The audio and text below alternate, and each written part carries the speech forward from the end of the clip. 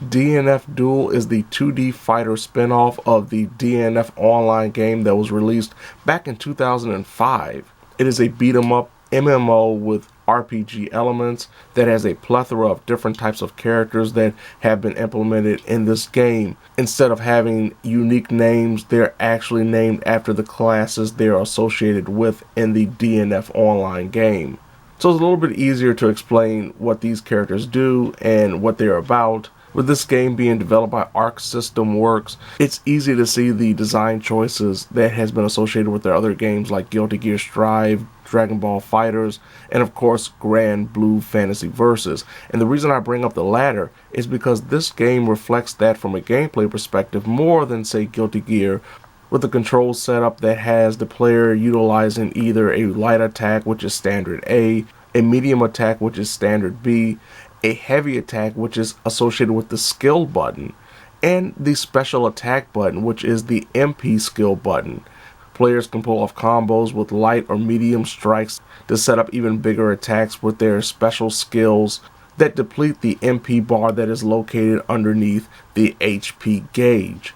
Now this bar does refill as the match progresses, but the best way to refill it is by going forward and landing attacks. Like Grand Blue Fantasy Versus, this game also has two options when it comes to blocking. You can either hold down the block button, or you can hold back on the directional pad or analog stick. The thing about this game, very much like Grand Blue Fantasy Versus when it comes to the gameplay, is how casual friendly it feels for a fighter. It feels like one of those games that you can jump in and do a lot of cool stuff without really learning too much about the characters. But as you progress, as you play a little bit more, you become aware of their strategies and what works best for them. It's a very interesting balance that works really well, and pulling in players that may not be experts at fighting games or may not be big fighting game aficionados, but do enjoy just the frenetic nature of a fighting game without having to really break their mind and trying to understand how these characters work. But you will actually see progression as you play. There was a great example of this in one fight where I was playing a person that obviously didn't know what they were doing. They were just mashing buttons, and I was mashing buttons alongside them because I was having fun just doing it. As I said, it's one of those games where you can pull off a lot of cool stuff without really working that hard. So we were both just mashing buttons and having a great, entertaining fight. But by the third fight, it was obvious the opponent actually started to get the hang of how to play with this character and started doing things that were a lot more strategic. So in turn, I had to really up my game if I wanted to beat this person because they were playing strategically and now I had to.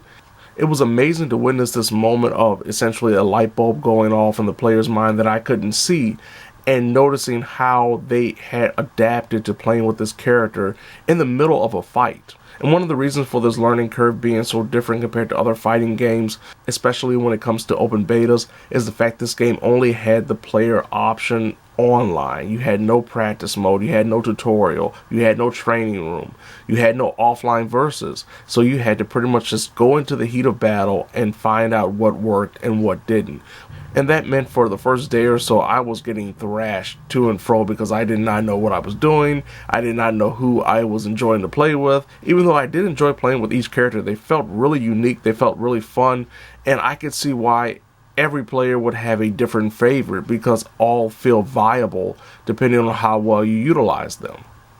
For me personally, the Hitman became my go-to character by the end of the beta. His close and mid-range attacks, and of course the ability to really dash in quicker than some other fighters, made him a lot more enjoyable to play with, especially against certain Berserker players or Crusader characters. I also enjoyed the short-range nature of the Striker, specifically because of the combos she could pull off in short nature in these bursts. And of course there was the Crusader, who became pretty much the worst person in the world when it came to a lot of gamers because of its long range attacks. Even though he's really slow, he is incredibly powerful. He can really enclose an area with his wall attack.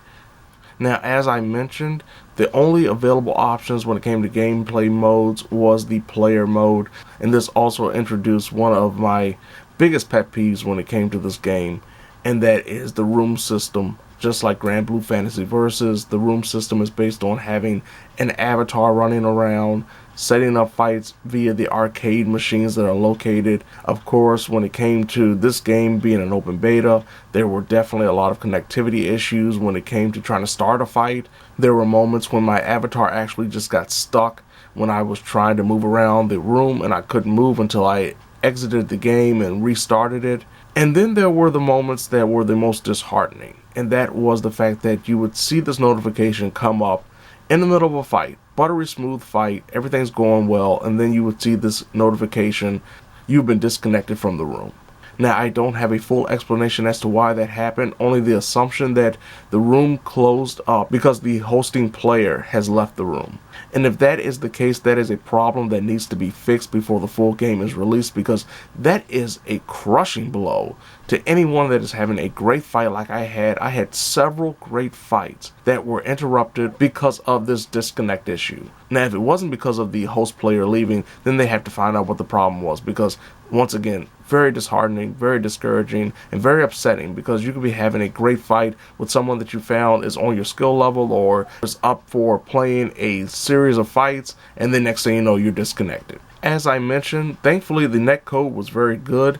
There were a few laggy fights here and there, but a majority of them were really smooth, and I had no real problem with the latency and input delay when it came to this game. Overall, I had no idea how much I would enjoy this game when I came into the beta. I really didn't know much about it. I didn't know much about the franchise, and the only thing that kind of attracted me to the idea of playing it was the fact of its developer. Thankfully, after having time with the open beta, they've changed me. They have gotten me excited for DNF Duel. I'm hoping that they do another open beta down the road, because this is a very fun game. I'm intrigued to see what kind of story mode and offline modes they have. I'm intrigued to see how ranked works. I'm intrigued a lot about what this game has to potentially offer, beyond the fact that the gameplay itself is so fun and so enjoyable and so shockingly intuitive for both casuals and hardcore gamers. They have definitely won me over, and I'm excited about the full release. I'm hoping for another open beta, but until then, I'll just be happy with what I got so far.